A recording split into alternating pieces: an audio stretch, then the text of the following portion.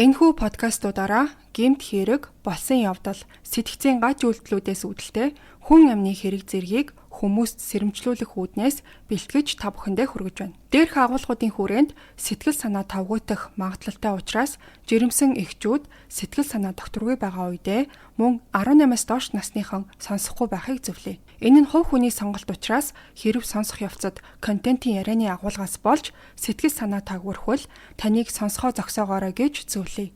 Crime Station Podcast.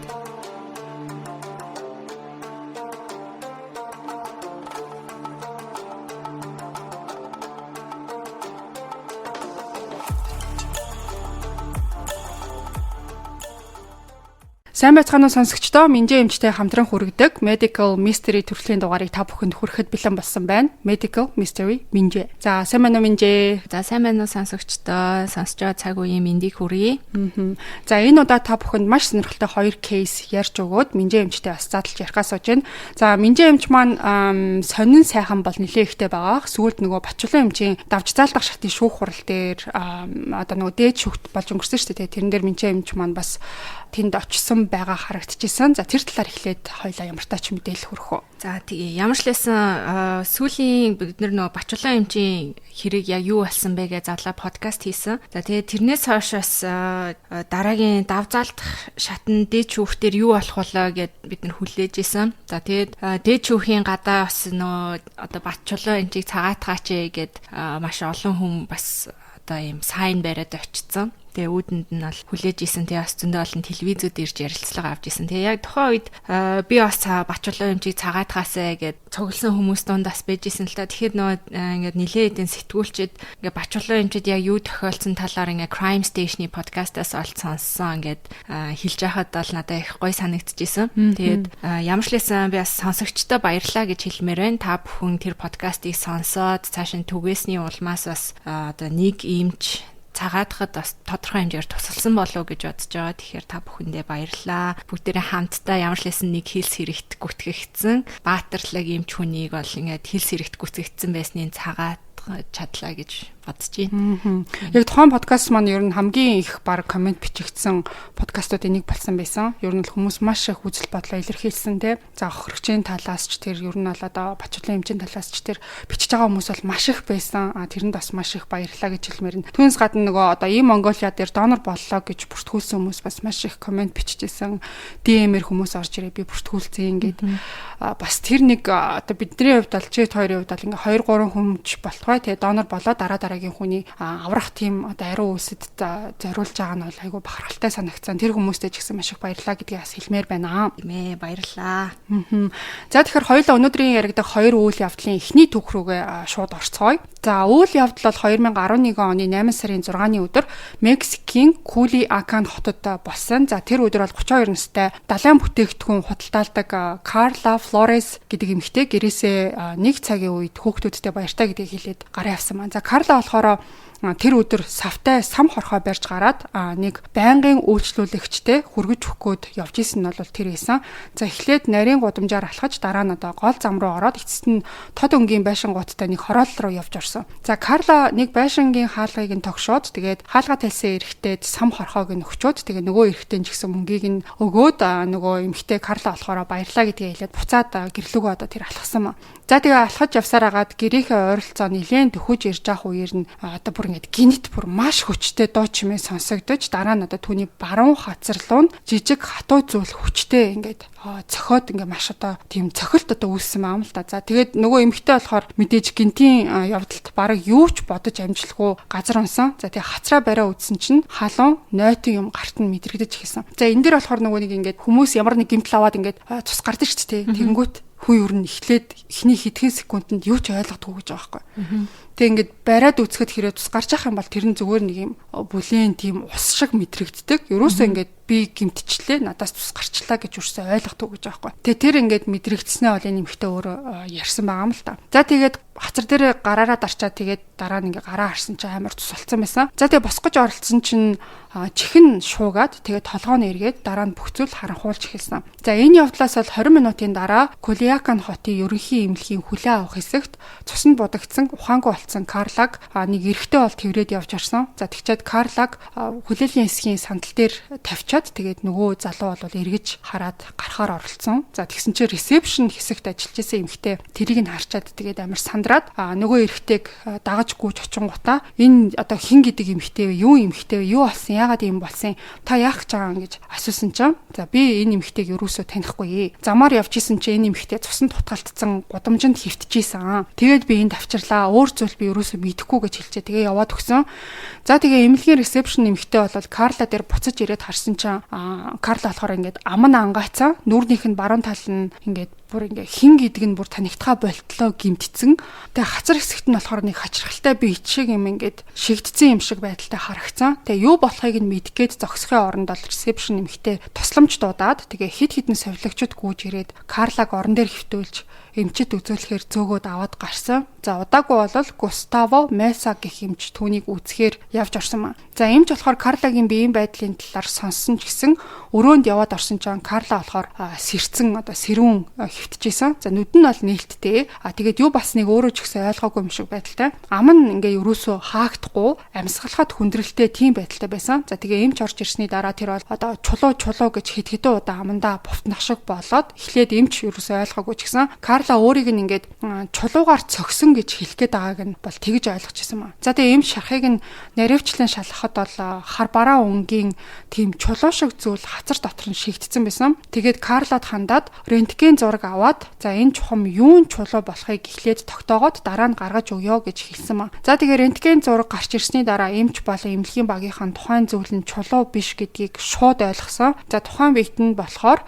тийм зөөвөн хэлбэртэй эрмэг нь дугуй тэгээд байгалийн чулуу гэж хэлэхээргүй тийм нэг тийм одоо жигд хэлбэртэй гэх юм уу? Тийм зүйл байсан маа. За тэгээд тухайн биет Карлагийн дээд доод эрүүг нь хуглаад тэгээд хид хідэн шүдийг нь бутлаад эрүү шүд хоёрын завсраар ороод шигдсэн байсан. За эмч Густаво Меса бол тухайн зүйлийг гаргаж авахын тулд яаралтай мэс засалд орох шаардлагатай гэж мэдчихсэн ч гэсэн нарийн шинжилгээний тулд тархины CT скан хий гэж хэлсэн. За CT сканы зураг гарч ирсний дараа эмчийн царай нь бол бүр ингээд тухай цайсан ба. Тэгээ харсан зүйлдээ итгэж чадахгүйсэн. За тэгээ яаралтай дараагийн одоо арга хэмжээг авах шаардлагатай байсан болохоор совилогчийн хэсэг рүү явж очиод яаралтай тасагт байгаа бүх хүмүүсийг нүүлгэн шилжүүл гэсэн тийм зааварчилгаа өгсөн. За тэгээ дараа нь Густаво эмч болохоор нэг цэргийн албан тушаалтандаа утсаар холбогдсон. За ингээд энэ явдлаас цаг гарангийн дараа гэхэд Карла эмнэлэг дотор бол байгаагүй. Яасан гэхээр өвсөн дунд дээшээ харсан байдалтай маш их айдас давтсан хөвтөжсэн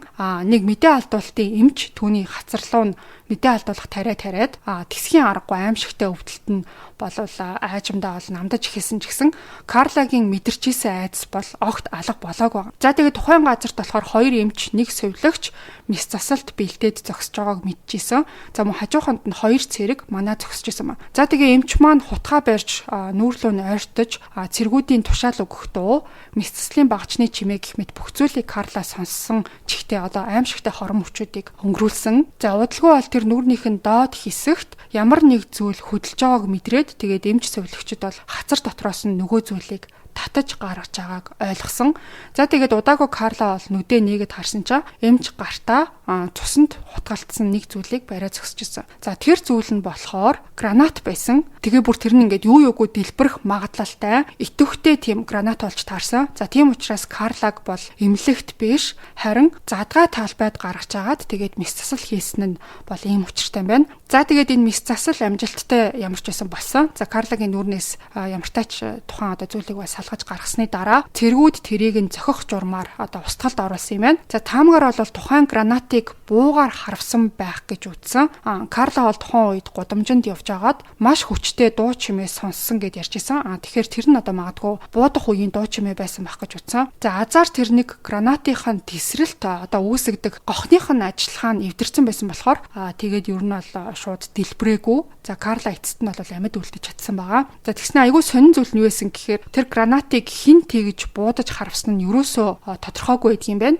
Тэгээд Карлаг зориуд онилж буудсан уу? Эсвэл ингээд зүгээр одоо санаандгүй тэнцэн суманд одоо оногдцсон уу гэдэг нь одоо хүртэл ерөөсөө тодорхойгүй байдаг юм байна. За Карла болохоор бүх шүднийхээ талыг нь алдаад хэд хэдэн удаагийн нөхөн сэргээх мэсцэлд орсон. За тэгээ эцэст нь бол баруун хацар дээрээ нэлээд тийм том одоо ийм урт царвтай үлдсэн юм байна. За гэхдээ тэр бол амьд үлдсэнтэй л баяртай байдгаа гэж хэлсэн байдаг. Түүнийг бол эмнэлэгт хүргэсэн танихгүй хүн. Тэгээд амийг нь аварсан эмнэлгийн багийнхан болон цэргүүдэд өөрт талархаж явах болно гэдгийг бол өөрөө илэрхийлсэн. За ингээд ийм нэг маш хачирхалтай түүх байна. Карлагийн хувьд бол үнэхээр одоо буруу цагт буруу газраа явж байгаад ийм зүйлд өртсөн болоо гэж бол санагцсан. За тэрнээс гадна одоо энэ балсын явдал дээр эмч нарын одоо эр зоригийг магтан дуулахгүй байхын аргагүй.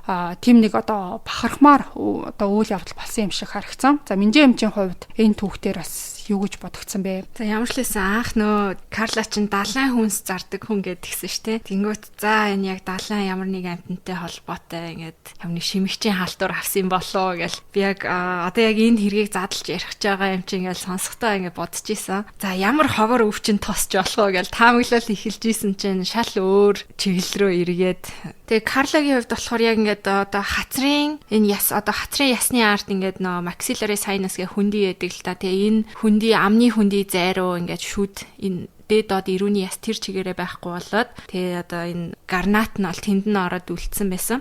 За тэгээд яг юу гэдэг энэ тохиолдолд болохоор яг тухайн эмнэлэг бол ингээ маш болгоомжтой зөв арга хэмжээ авсан. Яг тэрийг одоо гарнат гэж мэдгүйгээр авцсан бол яах вэ? Тэ маш олон хүний амь насыг эрсдэлд оруулж болох байсан. Тэгэнгүүт яг тухайн эмч одоо яг ингээ цуснд будагдцсан нэг харал юм харагчаа. Ер нь бол гарнат гэж хинж таамаглахгүй байхгүй. Тэгээд тухайн хүний одоо юу гэдэг амин үзэлт одоо ухаан алдж унжин гэдэг чи мэдээ цус алдчихж байгаа. Тэ яаралтай тохиолдолд одоо ингээ бүх юуг алгасалгүйгээр үе шатыг алгасалгүйгээр ингээд зураг авч үзээд энэ тийм байх боломжтой ингээд тодорхойлоод тусламж үйлчилгээ үзүүлсэн энэ бол би бол одоо маш зөв арга хэмжээ авчээ гэж үзэж байна. Тэгээ одоо жишээлбэл хүн ингээд хутгалуулах бие рүү ямар нэг юм зоогдож орох те биед гадны биет ингээд гаднаас гинт ороод ирсэн тохиолдолд одоо тий яарч тэр зүйлийг авч болдоггүй. Яагаад вэ гэхээр тэр зүйл ингээд тэрийг авчгал юм бол тэнд гимсэн судсуудаас том судсуудаас гинт цус алдаад одоо тэрийг зогсоох ямар ч боломжгүйгээр одоо цослын ширээн дээр нас орох эрсдэлтэй байдаг.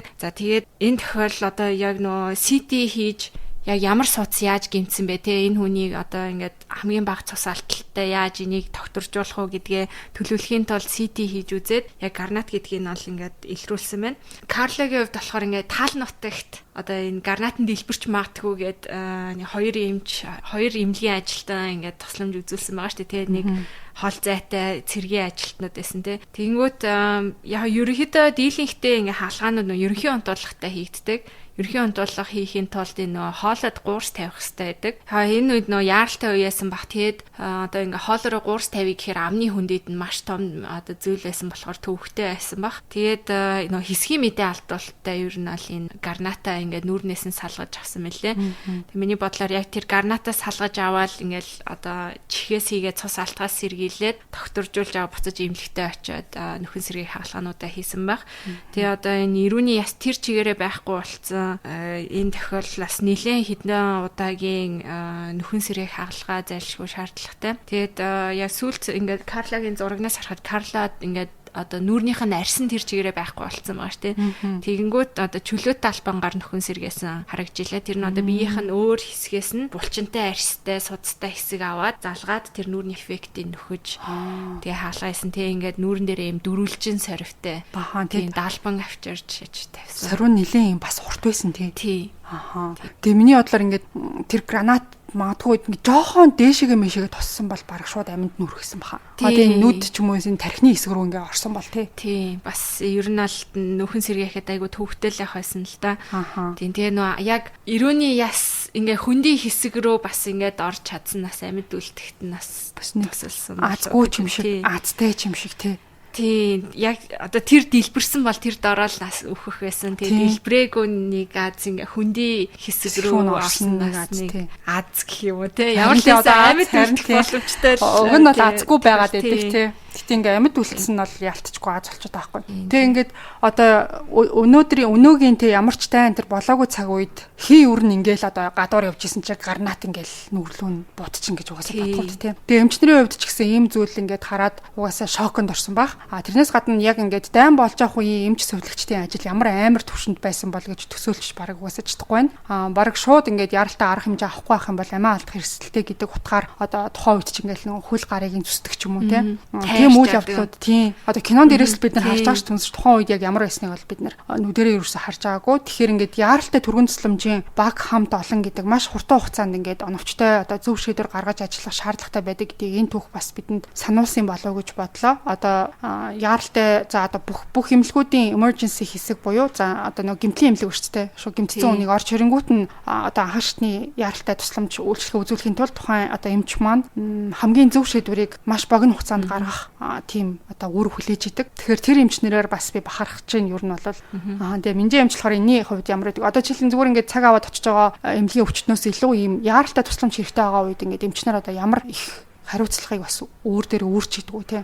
Алдаа хийж болохгүй тийм нөхцөл байдал үүсгэн гэсэн үг шүү дээ. Тэгээд нөгөө маш хурдан хугацаанд оновчтой шийдвэрийг гаргах хэрэгтэй хүмүүс байдаг. Тэгээд яг одоо ажиллаа хийхэд нь туслах ингээд маш нарийн системүүд байдаг, өвчнүүднийг ирэмблэн ангилах. Тэгээ яралтай тусламжийн тасгаас яг тусламж авч чадахгүй буцах тохиолдлоос байдаг.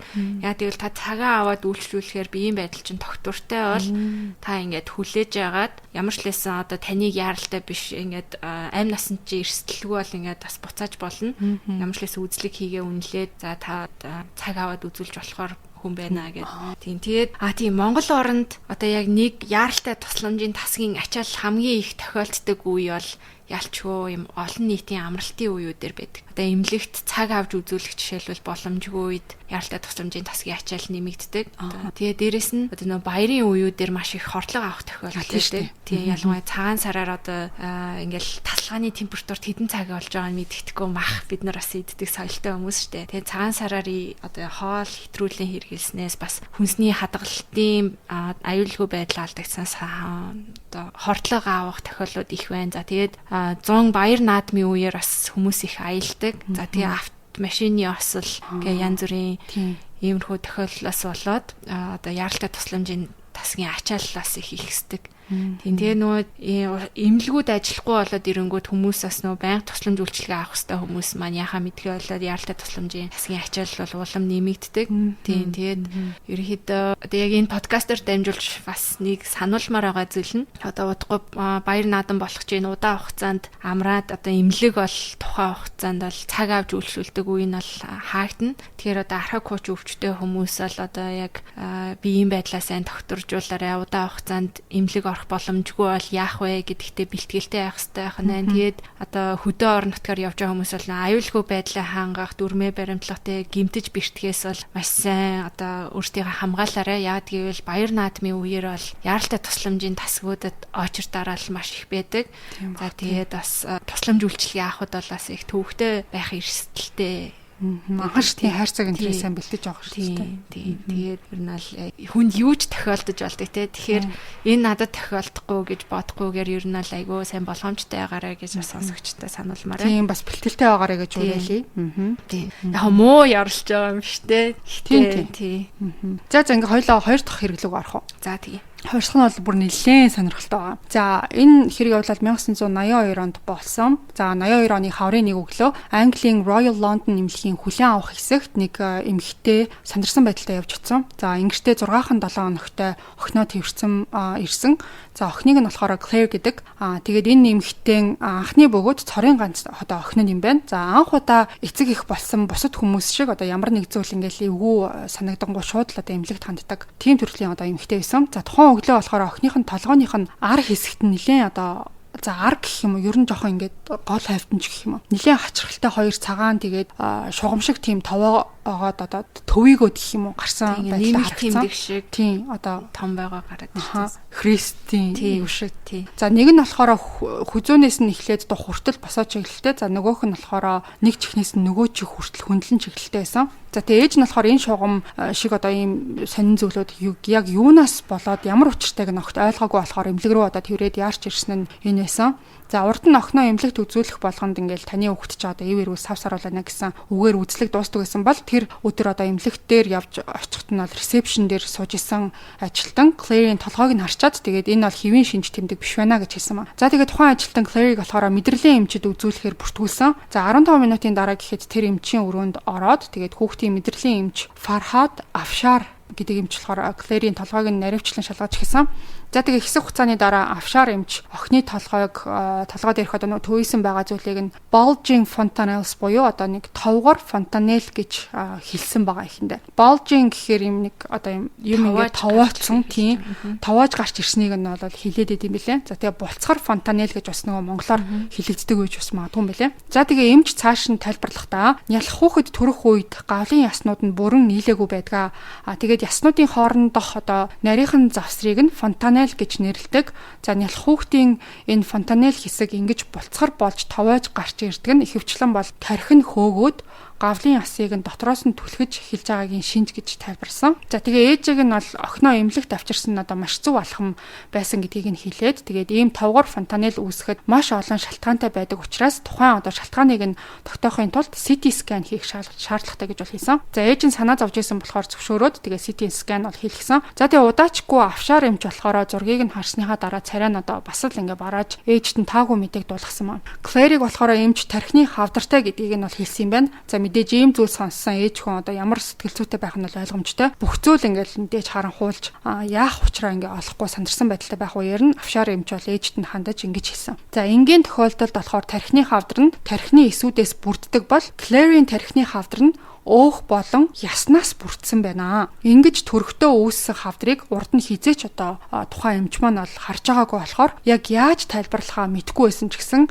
тэдэнд үлдсэн одоо цорын ганц арга бол Claire-т одоо тархины мэсцэл хийх явдал юм аа гэж бол хэлсэн байгаа. Хэрвээ тухайн зүйл охины толгой дотор байсаар байх юм бол хамгийн наад зах нь одоо гэхэд мэдрэлийн тогтолцоонд нь хүнд гэмтэл учруулж цаашлаад охин бол амиа алдах эрсдэлтэй гэдгийг нь хэлсэн юм байна. 6-7 хоногтой хүүхдэд тархины мэс засал хийх нь бол маш их эрсдлийг хойноосоо дагуулж исэн ч гэсэн тухайн биед нь яг юу болохыг тогтоох мөн Claire-ийг аврах цорын ганц арга нь одоо энэ мэсцлийн арга байсан. За тэгээ эмчнэр болохоор цаг алдалгүй мэсцэл хийхээр болсон. Бяцхан Claire-ийг бол мэсцлийн өрөөнд унтуулгатайгаар доош нь харуулж хөвтүүлээд Afshar эмч бол гавлын ясан дээр нь дөрвөлжин зүсэлт хийсэн. За яг тэр жижигхэн ингээд нэг юм тархинд нь одоо юм жижигхэн хаалга нэхтэй тийм ижлэхэн байсан гэж бол өөрөө сүлд нь ярьж исэн. За тэгээ жижигхэн нээсэн хэсгээр тархины доод хэсгийг харсан байгаа. Тэгээд яг хавдар байгаа тэр хэсэг рүү харж анх удаа тэр хачин биетийг бол эмч нүдэрээ өөрөө харсан явдал нь бол тэр байсан. За тэгээ мэсцлийн хавчаараар татсан чинь тэр зүйл нь маш амархан улсаад гараад ирсэн. За тэгээ тухайн зүйлийг гэрэлд ойртуулж харах үеэрээ яг юу байсан гэдгийг нь бол ойлгоод Afshar эмч бол ингээд харсан зүйлдээ бүр ингээд итгэж чадаагүй, цочирдсондоо бүр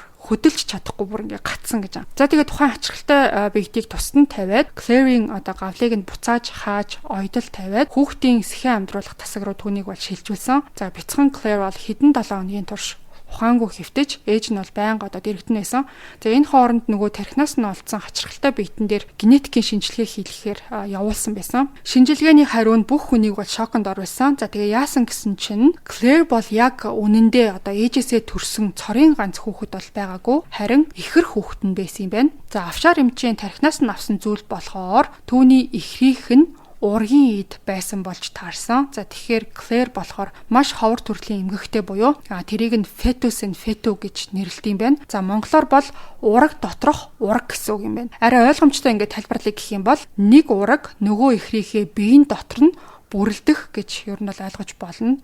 За энэ ховор тохиолдол нь ихрүүд одоо жирэмслэлтийн хамгийн эрт үед одоо эсүүд буруу хуваагдаад тэгээд нэг ихэр нь нөгөөдөх дотроо ороод тэгээ биеийн дотор нь бүрлдэж эхэлдэг тийм төрлийн одоо эмгэг юм байна. Гаднаас нь харахад нэг хүүхчиг харагддаг ч гэсэн дотор нь ингээд хөгжиж дуусаагүй нөгөө ихрийнх нь ургийн хэсэг нь хадгалагдсан байдаг юм. Claire-ийн толгойд байсан ихрийн урт нь болохоор 5.5 инч буюу ойролцоогоор 13 см-ийн урттай. Тэгээд 2 гар, 2 хөлтэй байсан ч гэсэн толгой нь бол бүрэлдээгүй байсан.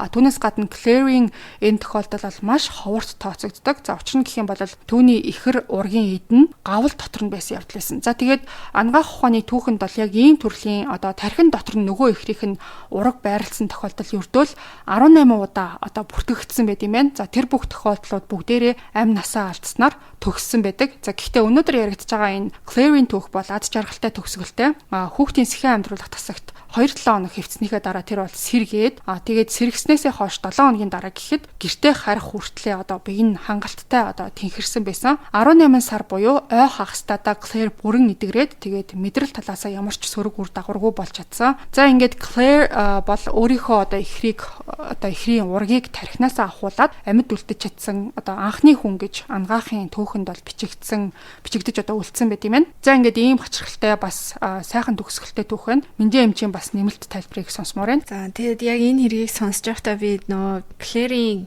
CT scan-ыг ингээ харуулсан чинь тархин дотор нь ингээд яс шүүд ч юм уу те ингээ ясны бүтц бол ингээ харагдчихсэн. Тэнгүүд би за энэ яг тератома байна да гэж таамаглаж исэн чинь parasitic twin буюу яг ихэр нь өөрийнх нь тархин дотор ороод ингээ хөгжиж чадаагүй юм тохиолдож таарсан. Ерөнхийдөө бол энэ яагаад Claire-д энэ тохиолдсон бэ гэхээр ихрүүд хоёр төрлийн ихрүүд байдаг гэж ойлгож болно. Нэг исэн ихрүүд аавын талын буюу maternity twins гэж ярьдаг те. Тэнгүүт яг ингээд нэг үр тогтсон өндгээс хуваагдаад хоёр ихэр болохыг бол нэг өндгийн исэн ихэр гэдэг байгаа. Тэгээ тэднэр нь бол дандаа адилхан хүүсэн ихрүүд байдаг. Маш хоорондоо маш адилхан.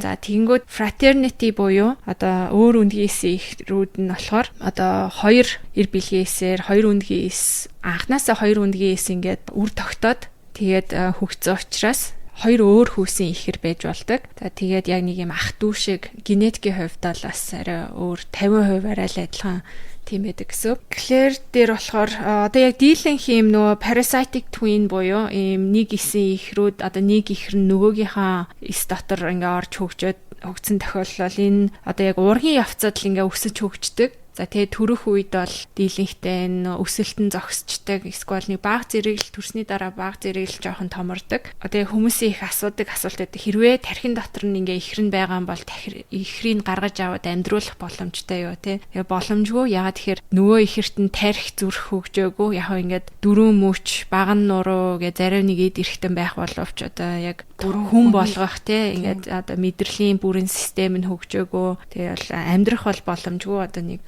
хавдар төстэй зүйл. Гэхдээ тератома гэдэг зүйлтэй бас их андуурагддаг гэж тэгж штэ. Тэгэнгүүт тератомагаас юугаараа ялгаатай вэ гэхээр тератома гэдэг бол яг хүний биед байгаа нэг үүдэл ихсийн гаралтай хавдар гэтээ тэр нь болохоор цаашдаа ингээд өндгийн ис эсвэл эр бэлгийн ис болж хөгждөг эсүүдийг germ cell гэж нэрлэдэг. Тэгэнгүүт тэр исийн гаралтай хавдрууд тоо томшгүй хуваагдаад эхлэхээрээ шүд үүс тэ өөр бусад хамар ч юм уу ингээл янз бүрийн эд эрэхтэн болоо хөгжиж болдог. Тэгээд ингээд нэг юм хавдралаг зүйл бас юм уутлагдсан хавдралаг зүйл харагдаад иж болдог. Тэгээд тератома энэ юу хоёр parasitic twin хоёр юугаараа ялгаатай вэ гэхээр тератома бол ингээ замбраагүй эд эрэхтнүүд эсүүд ингээ харагдчихэдэг. Тэгэнгүүт ийм parasitic twin болохоор ийм баган нуруутай, дөрөв мөчтэй, яг ийм биеийн бүтцтэйгээрээ ялгаатай байдаг. Тератома бас хортой хавдар байж болдог. Дийлэнхтэй ер нь бол хөвлийн хүндийд ретроперитонин буюу энэ бөөр шээсний зам байдаг юм арын хүндийд хилийн арын хүндийд бол дийлэнхтэй байж болдог. Тэгээд ховор тохиолдол тархинд за тэгээ өндгөвчин дээр бас байдаг. Нийт өндгөвчний хавдрын 15-аас 20% нь бас тератома байдаг гэж байна. Тэгээд эрэгтэй хүмүүст болохоор төмсгөн дээр бас үүсч болдог. Тэгээд дийлэнхтэй бас төмсгөн дээр үүссэн тератома маань юм хорт хавдрын тератомагийн хорт хавдрын хувилбар бас байж болдог. Тэгээ ер нь бол ингээд нөгөө би яг Google дээр саяны Claire-ийн жишээг ч юм уу харсан. Тэгээд яг Claire-ийн жишээ биш өөр яг ийм нөгөө ураг нь нөгөө ихэр дотроо ингээ бүрэлдсэн зурагнууд харсан байхгүй. Гэхдээ Google дээрээс бол хайгаад нэг их зураг бол гарч ирэхгүй байлаа. Гэхдээ ингээд хайлт ингээд бүрэлдэж байгаа тэр чигтээ ингээ гацаад одоо цаашаага хөгжил байхгүй нөө яад үл яг ингээд хүний бие шиг бүх зүйл нь байхгүй учраас хөгжил цаашаага явагдах боломжгүй болчихж байгаа шүү дээ. Тэгээ тийм зурагнууд харсан айгүй эвгүй юм билээ. Тэгэхээр би бол сонсогчдыг нэг их тийм зүйл харах гад ингээд яарад ах бол хэрэггүй л гэж бодож чинь жоохон эвгүй нэг яг ингээд хүн чинь эхлээд нэг бүрлдэж эхэлж байхдаа нэг юм жоохон амтэн шиг юм шиг нэг сонь харь гаргийн амтэн шиг царайтай байдаг шүү дээ. Тэрнээс ч юу н жоохон эвгүй л харагдсан билээ. Яг аль нь толгооны ч юм уу зарим та болохоор ингээ ийм сүүл мүлтэй юм амтын юм шиг ч юм уу те нэг тийм юм ингээд биеийн дотор норсон. Тэгээ тэр чинь нөгөө яг ангаах ухааны үүднээс ингээ мэрэгжлийн төвшөнд задлахын тулд яалтчгүй зургийг нь аваад те тэдэн сантиметр байсан. За энэ нь бол тэр хэсэг. За энэ бол гарын хэсэг байна. Гарын одоо нөгөө нэг ясны хэсэг байна. Нурууны одоо нөгөө хэсэг байна ч гэдэг юм тайлбарлах үүднээс зарим одоо нөгөө сайт дээр бол яг зургууд нь бүтнээрээ байлаа. Тэгтээ ер нь жоо харахад жоох эвгүй юм билээ. Тэгээ энэ кейс ер нь бол маш айл ингээд ийм сонирхолтой урд нь ингээд би ерөөсө сонсож байгаагүй ийм сэдв байсан болохоор одоо бас ингээд өөр ямар ийм төрлийн кейс байд юм болоо гэж бодоод Америкийн биотехнологийн мэдээллийн үндэсний төвийн вебсайт дээрээс 2 тохиолдлыг бол олж уншсан байгаа. Тэрийг ингээд ямар ч гэсэн товчхон би бас дурдаад ярих гэж бодож байна.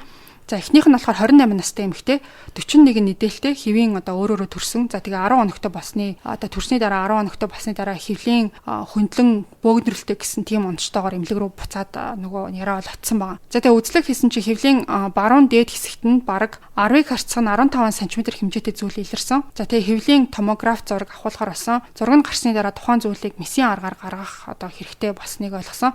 Тэгээ хавдрын маркер гэд тэрийг олол нэрлэлсэн байсан. Тэгсэн чинь хэвлийн хөндийн хэсэгт нөгөө 10-ыг харьцах 15 см хэмжээтэй зүйл бол байсан. За тэр зүйлийг гаргаж ирээд тэгээд одоо ургийн толгой, их бие, гар тэгээ 2 хөлтэй төстэй тийм эд хэрэгтэн болол тухайн одоо нөгөө зүйл дээр нь байсан маа. Тэгээ эмгэг судлалын эмчийн хэлснээр бол боловсрч гүйцсэн мөгөөрс, захын мэдрэл, уушигны эд, яс, чөмөгний эдүүд илэрсэн гэсэн тийм бол тэмдэглэгээ бичсэн байсан. Тэгээ эндээс харахаар нэг ихрийнхээ хөвлөе дотор нөгөө ихэр нь бүрэн төлжөөгүй байсныг эмчнэр бол мис засал хийж ээж салгаж байсан байгаа. Тэгээд хагалгаа нь бол амжилттай болоод одоо тэр нөгөө хүүхэд одоо нөгөө амьд үлдсэн хүүхэд маань 4 настай ямар нэг завиргүй байгаа гэсэн байна. Тэгэхээр ингээ их тохиолдолд бол нөгөө чиний хэлснээр одоо хөвлийн хэсэгт нь байрладаг болохоос хизээж ингээ тархинд нь орсон тийм тохиолдол бол их байдаггүй. Тийм одоо ойролцоогоор параситик түүний нэг 200 тохиолдол бүртгэгдсэн байдаг юм шиг байна. Одоо нэг ихэр нөгөө ихрийнхаа бие дотор хөгжил гүйцээгөө байж идэг. Тэгэнгүүт тэрний нэг 18 орчим нь яг ийм тархин дотор байсан тохиолдол өгдөг. Тэгээд тэрнээс ганцхан одоо амьд байгаа тохиолдол нь бол түрүүний Клэр байна тийм ээ. Хоёр дахь кейс нь болохоор ингээд 21 настай анхны төрөлтөөрөө өөрөөрөө 3600 одоо жинтэй 28 нийтэлтэй эрэгтэй хүүхэд төрүүлсэн юм. За тэгсэн чинь төрсний дараа 3 дахь 7 хоног дээрээ ээж нь одоо санаандгүй байжгаад хүүгийнх нь өгзөгний хэсэгт нь тийм бөөгнөрл үүссэн юм шиг харагдаад тэгээд эмнэлэгтэй бол буцаад хандсан юм байна. За тэгээд хүүхдийг нь үдсэн чинь ерөнхий эрүүл мэндийн байдал нь бол хэвэн байсан. Гэхдээ өгзөгний хэсэгт байгаа бөөгнөрсөн зүйлийг зөвхөн гараараа ингээд одоо маш сайн тэмдэрч үзэхээр л мэдрэгддэг. Тэгээ тэрийг нь болохоор томограф хийгээд харсан чинь 8-ыг харьцах 8 см-ийн хэмжээтэй тийм зүйл хийсэн маа. Тэгснээр рентген зургаар тухайн биетийн ясны бүтцийг нь одоо олж харсан юм байна. За тэгээ мэдээж одоо хагалгаа хийгээр болсон. За төсөлт хийсэн чинь шаргал өнгийн шингэн бол урсж исэн баа. Тэгээ тухайн зүйл нь болохоор 5-ыг харьцах 6 см-ийн хэмжээтэй тийм үсэрхэг. Тэгээд гарных нь хуруу нь бүрэлдсэн. Тэр нь бүр ингээд хумстай байсан баа. Тэгэд эмгэг судлалын шинжилгээгээр тухайн ихэр нь одоо арьс, яс, чүмэг, өөхний эд, захын мэдрэлийн хэсгүүдтэй байсан гэж бол дүгнсэн. Хагалгаанд орсон өвчтөн ямар нэг хүндрэлгүйгээр даван тулсан. Одоо бол тэр 5 настай үй хит авиан шинжилгээнд хамрагддаг. Бусдаар бол ямар ч ингээд сүрэг асуудалгүй гэж бол битсэн билээ. Тэгээ ийм хоёр кейс хийсэн бас нэлээд одоо сонсогчдод ч гэсэн надад ч гэсэн маш сонирхолтой санагдсан болохоор бас дурдж яриул зүгээр юм болоо гэж бодсон. Урд нь ер нь иймэрхүү төрлийн эмгэгийн талаар одоо сурч авах үеэр ч юм уу эсвэл одоо эмнэлгийн практикээр менжийн эмч маань хэр их сонсч ирсэн болоо Монголд. За би Монголд бол ерөөсөө ийм тохиолдол байдаг үгүйг бол үнэхээр хэлж мэдэхгүй байна. Одоо мэдээж миний практикт бол хизээж тааралцж байгаагүй. Тератома бол харж исэн. Тэгээ тератома илүү илбэг байдаг учраас би зургийг харангуйтаа тератома гэж бодсон биш байсан. Тэгээ мэдээж ялч үнэхээр сонирхолтой л да. Ингээл анаахт сурж байхад бол нөө үр хөврөлийн ингээл хөгжлийн үе нэг маш том сэдв байдаг. Тэнгүү тэрэн дээр болоо одоо гарч болох гаж хөгжлүүд юу вэ? Зарим тохиолдолд ингээд эрэгтэй хүүсийн хүүхэд хүртэл яг ингээд цагаад тулахаар одоо ийм үр хөврөлийн үений гажиг гарснаас болоод эмэгтэй хүн байсан байж таардаг ч юм уу тийм тохиолдлууд хүртэл бас гарч болдог. Тэгэхээр энэ үр хөврөлийн үед энэ гарсан энэ гажигуд бас их сонирхолтой. Энд бас тусдаа мэрэгжлийн эмч байдаг, ургийн гажигийн эмч байдаг. Бас мэдрэлийн эмч тэгээд ихний Клэрийн жишээн дээр тэгээд яцсан шүү дээ. Хандсан мэт мэдрэлийн эмчүүд яг. Тэгээд яг Клэрийн хувьд болохоор тархины хавдар байгаа учраас мэдрэлийн эмчүүд байгаа. Тэгээд би яагаад жирэмсэн үед нь онцлогдоогүй болоо гэж бас гайхаж байна л да. Жирэмсэн үед ингээл яхаа тарахад хүүхдийн тархины бүтц энэ төр бүгдээрээ харагдчихэдэг. Яагаад тэр үед нь харагдаагүй болоо гэж бас гайхаж. 82 оны кейс болохоор тийм болов. Харин бас нарийн чухалсан гэдэг. Тэгээд тэр үед ургийн гажиг илрүүлэх бас арга техник арай хөгжөөгөө байсан болов гэж бас бодол төрлөө. Одоо бол ер нь ургийг гэртд нь одоо бас тэр яхан дэрт харуулаа шинжилгээнд хийгээд ер нь бол гажиг эдрийг аягүй сайн яадаг болчих таардаг болчих тийм. Тэгээд одоо 8-ыг харцах 8 см-ийн хэмжээтэй гадны биет ихрийнх нь ураг одоо Клэрийн тархин дотор байна штэ. Ингээд дөнгөж төрсөн яриачаа одоо нэг 10 см-л диаметртэй бараг шахуу толгой хэмжээтэй те. Тэгэнгүүт бараг тархин тэр чигээр нь эзэлсэн байсан ураг тэгээд амьд үлдсэн гэж бодохоор бас надад үнэхээр гайхалтай санагдчихэж байна л да. Тэгээд Клэрийн дараагийн тархины үйл ажиллагаа яаж хөгжсөн юм бол тэгээд одоо хэвийн үйл ажиллагаа явуулж чаддаг болоо. Хэмжээ энэ нь бас хэвийн болоо тийм. Тэгээд чадсан болоо гэдэг их сонирхолтой санагдчихэж байна. Тэгээд одоо энэ чинь түрүү хэлсэн штэ ингээд үр тогтсон өндгийн эс ингээд үр хөврөлийн баг 1-3 дахь өдөрт ингээд хуваагдчих явцад ингээд нэгэн дотор орсон зүйл байгаа байхгүй. Тэнгүүд Клэрийг ингээд нэг эс байхад нь хүртэл ингээд одоо би дотор нь байсан зүйл тэгээд тархины эд хөгжиж явах үед тэр бүх хугацаанд одоо тархины эдийг ингээд дарж исэн. Тийм зай эзэлж байгаа шүү дээ. Тийм учраас бас тархины эдийн хөгжил бол бас хангалттай явагдаж чадаагүй болоо гэж бодож байна. Тэгэхээр тийм Клэр одоо бас хэрвээ амьд байдаг бол яасан бэ? Тэгээд ямар байдаг болоо гэдгийг 82 оны гэхэр чинь одоо хэрвээ амьд байгаа бол 43 та гэсэн үг юм уу те? Тийм. Тэгэхээр арай жоохон бас өөр байж магадгүй. Тэрнээс гадна миний нэг сонирхсан юм нь юу гэхээр одоо энэ ургийн гажиг гэж байгаа зүйл ер нь бол гадны нөлөө өндөр гэсэн юм уусаа байхгүй. Одоо буруу одоо юу гэдгийг буруу амьдралын хэм маягч гэдэг юм уу. Тийм юмнаас үүсэх эсвэл одоо юм генетик ямар нэг юм байдаг юм бол тэрэн дээр манай эмч маань юу гэж тайлбарлаа. За ерөнхийдөө ургийн гажигийн хувьд болохоор за мэдээж генийн хүчин зүйл бол байгаа. Одоо генийн мутац ямар нэг одоо үр тогтож явах үед генийн гажигтай бол дийлэнхтэй хоромсоомын гажигтай үр тогтсон өндгийн эсүүд бол эхний 3 сартаа зулбчдаг. Гэтэ энэ одоо генетикийн хүчин зүйлийн шалтгаантай ургийн гажиг гэвэл хамгийн нийтлэг нь бол Даун синдром байна л да. Одоо 21-р гений гурвал гэж нэрлэгддэг. За тэгээд 35 наснаас дээш бол илүү илбэг тохиолддог. Тэгээд 35 наснаас дээш тохиолдолд одоо юм нөгөө нэг ургийн бас нэлээд олон генийн шинжилгээнүүд нэмэгддэг хяналтанд. За тэгээд өөр бусад одоо ургийн гажиг үүсгэж болох хүчин зүйлүүдэд бол мэдээж орчны гадаад хүчин зүйлүүд байгаа. Тэрэнд юу ордог вэ гэхээр мэдээж одоо эхийн одоо эрүүл мэндийн байдал, хорт зуршлалын байдал, тэгээ эмийн хэрэглээ, за тэгээ халдвар авсан зэрэгээс бол үүсч болдог. Одоо жирэмсний эхний 3 сард нэг торч гэх шинжилгээ аваад идэв штэ. Одоо toxoplasmosis, за бусад нь болохоор HIV, syphilis, улаано, cytomegalovirus, herpes simplex гэд одоо халдвар байна уугүй юу гэж шалгадаг. Эдгээр халдварууд маань болохоор одоо жирэмсний жирэмсэн үед одоо энэ халдваруудад өртснөр бол ургийн гажиг үүсэх эрсдэлтэй байдаг. За тэгээд одоо ургийн хөгжлийн үед эхний 3 сард нөгөө хамаг эд эрхтнүүд хөгжиж идэг болохоор хэрвээ ямар нэг ургийн гажиг байвал ерөнхийдөө эхний 3 сард илрүүлэх хамгийн одоо зохимжтой үе байдаг. За тэгээд одоо алкогол хэрэглэдэг ээжүүд байвал архины хамааралтай, одоо эмийн хамааралтай ч юм уу те хамаасруулах эмийн хамааралтай тохиолдолд бол энэ гажигуд үүсэх эрсдлүүд бол илүү өндөр байдаг байх нь. За тэгээд B1-ийн дутагдaltaа нөгөө neural tube defect үүсгдэг бас нэг ургийн төрлийн гажиг байдаг. Тэгээд жирэмсэн үед айгүй их тэрийг үүсгэхгүй тулд B1-ийг нэмэлтээр болгоод байдаг. Нэмэлт ер нь нэлээд олон юмуд шүү дээ. Тэр болгон маш чухал байна. Мэдээж одоо санаа зовнил байвал одоо энэс сэргийлэхийн тулд бол мэдээж хүний өөрийн амьдралын хэв маяг хэвэн байх ёстой. За тэгээд одоо аль болох эрүүл амьдралын хэв маягтай байх ёстой. За бамбайн даавар одоо чихрийн шижин архаг суур өвчин байх юм бол тэрийг хяналтанд оруулах ёстой. За тэгээд жирэмсэн тохиолдолд бол яг 9-7 хоногт хяналтандаа ороод Тэгээд одоо ямар нэг эм хэрэгжилж байгаа тохиолдолд заавал эмчийн зөвлөгөө авч хэрэглэх ёстой. За тэгээд нөө жирэмсний эхний 3 сард ялангуяа зохисгүй эмийн хэрэглээтэй холбоотой бас одоо зүрхний цооролч гэдэг юм уу те янз бүрийн гажууд үүсэх бас эрсдэлтэй байдаг. Ерөнхийдөө бол нэлээд дэлгэрэнгүй тайлбар бол авчлаа. Би бас яг юунаас болоод ингэж нэг хэр дотроо нөгөө хэр нь ороод ингээ бүрлдэх гээд бас тэмүүлж байгаа шүү дээ тэр чинь. Тэгэнгүүтээ ингээд хоёр ихрийн нэг ихэр нь одоо бүх бүрлдэх бүх юмудаа бүрэн аваад нөгөөх нь буруу байрсанасаа болоод ингээд юу ч авч бүрлдэж чадаагүй л дутуу үлдсэн л гэх юм уу. Дутуу төрсөнтэй ижилхэн гэхдээ нөгөө биеийн дотор л байна гэсэн үг шүү дээ. Нөгөө салангад хэрвээ ингээд нэгэн дутуу байсан бол тэрийг угаасаа ихоогоор харж шүү дээ.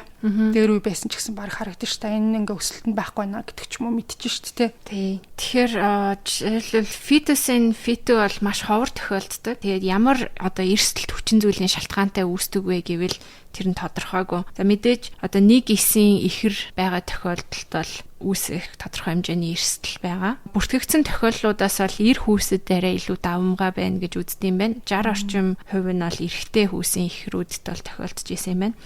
За тэгээд яг одоо жирэмслээд 2-4 дахь 7 хоногт одоо нөгөө үр тогтсон өндгийн эс маань ингээд салж явах явцад ямар нэг алдаа гараад нэг нь нөгөө рүүгээ орсон тохиолдол үүсдэг юм байна. За тэгээд энэ бол одоо юу гэдэг ямар нэг ээж аавын хийсэн зүйл эсвэл амьдарч байгаа орчин бол ерөөсөө нөлөөлдгөө тэрний одоо хамаарал бол ерөөсөө ажиглагдаагүй. Тэгээ ер нь бол ингээд санамсаргүйгээр л тохиолддог зүйл. Тэгээд одоо паразитлж байгаа ихэр нь бол ингээд амьдрах боломжгүй байдаг учраас бол дандаа мэс заслаар авагддсан юм байна. За ямар ч тач нэлээд сайн мэдээлэлтэй олж чадсан гэж бодож байна. Энэ удаагийн подкаст манай ихэнх сонсогчдын хувьд ч гэсэн маш шинэлэг сонин содон байсан гэдэгт итгэлтэй байна. За анагаах ухааны талаас нь бас тайлбар хийж сонсогчдод дэлгэрэнгүй ойлголт өгсөн манай байнгын хамтран хөтлөгч Минжээ эмчтэй бас маш их баярлалаа. За тэгээд сонсогчдоо бас баярлалаа гэж хэлмээр байна. Энэ подкастэнд би одоо анх орж хэлснээс хойш их удаан хугацаанд подкастыг чинь сонсох гоё эдэн шүү, гоё мэдээлэл өгдөгт баярлалаа гэдгээ байнга илэрхийлдэг сонсогчд их байдаг. Тэгэхээр одоо ингээд үнэнчээр сонсдог та бүхэндээ баярлалаа. Тэгээд одоо Crime Station-ы яг энэ community маань маш гоё эерэг community санагддаг. Яг их одоо сониучтэй одоо гимт хэрэг болон ийм хачин жигтэй тохиолдол дээр их сониуч ханддаг ийм хүмүүсийг цуглуулж чадсан сувгийн болоо гэж бас би боддог. За тэгээд цаашдаа бас та бүхэндээ илүү сонирхолтой мэдээлэл бэлдэж хүргэх. За тэгээд одоо эрүүл мэндийн боловсрол ч гэсэн энүүгээрээ дамжуулаад санаар нөлөөлөхийг би болон бит хоёрын зүгээс бол хүрхийг хичээнэ. Тэгээд удахгүй бас сонирн болгож хэлэхэд Минжээ эмч маань өөрийнхөө Instagram дээрээ бас маш тийм хүмүүст хэрэгтэй мэдээллүүд хүргэж эхлэх гэж байгаа. Контент креэйт хийж байгаа. Өөрийнхөө одоо нөгөө мэдсэн мэдлэгээ хүмүүст хэрэгтэй байдлаар одоо нөгөө зөвлөгөө маягаар ер нь бол ингээд маш сонирхолтой бөгөөд хэрэгтэй зүйл цацгаж байгаа. Тэгээд улаан давар зураас Минж гэд Instagram аккаунт нь байгаа. Та бүхэн дагаад тэгээд өдөр тутмын амьдралд ч юм уу те ямар нэг байдлаар өөртөө хэрэгтэй мэдээллүүдийг авъя гэх юм бол иймэрхүү төрлийн аккаунтыг заавал дагж байгаарай гэж хэлмээр байна. Би одоо баг Минжээ эмчийн аккаунтыг дагаарай гэж бүх хүмүүст баг уриалмаар байна. Ерөнхий эмч бас мэрэгчлэр төгссөн хүн учраас бас талын мэдлэгтэй эмч байгаа шүү гэж хэлмээр байна. Тийм миний үндсэн мэрэгжил бол хөхний мэс заслын эмч, тэр тутмаа одоо хавдрын мэс заслын эмч. Тэгээд яг ингээ хавдрын салбарт ажиллаж явах явцад яалчгүй ингээ дийлэнх хавдрууд бол амьдралын хэв маягаас шалтгаантай байдаг. За тэгээд их олон зүйлүүд одоо хүний одоо эрүүл мэндийн боловсрал багаас болоод за тэгээ мэдгүйгээсээ болоод алдсан тохиолдол бол одоо юу гэдэг өдөр тутмын практикт маань их мэдрэгдчихсэн учраас би бол ямар ч лсэн тодорхой хэмжээгээр одоо хавдрын тохиолдлыг бууруулахад би юу хийж чадах юм бэ гэхэд одоо би мэдээж ганцаараа юу ч хийж чадахгүй. Гэхдээ бусдын мэдлэгийг сайжруулахад туслал магадгүй ирээдүйд тэр хүмүүс амьдралын хэм маягаа өөрчлөөч юм уу тодорхой хэмжээнд нөлөөлж чадах болоо гэж найзны зүгээс ямар ч лсэн нэг зориг гаргаад эрүүл мэндийн талаар ямар ч лсэн мэдээлэл бэлдэж хүргэе гэж шийдсэн байгаа. Гэтэ бас жоохон хугацаа орж магадгүй. Тэгэхээр бас жоохон хүлээгээрээ төвчээртэй хүлээгээрээ гэж та бүхнээс найдаж байна. Тэгээд дагчаад байж байгаарэ. Тэгээд нөө нэг шинээр бичлэг хийж хүрэх маань бол миний хувьд бол ингээ цоо шинээр сурах зүйл учраас бас тодорхой хэмжээний хугацаа орж магадгүй гэж бодож байна. Гэтэ маш сонирхолтой байна гэдгийг бол би амлаж байна. За тэгээд хоёлаа подкаст ингээд дуусгах уу тийм. За бүгдээрээ амралтын өдрөө аяхдагтай сайхан өнгөрүүлээрэ ингээд хэдүүлээ. Дараагийн бас нэг сонирхолтой дугаараар эргээд уулзъя. За баяртай сонсогчдоо. Баяртай.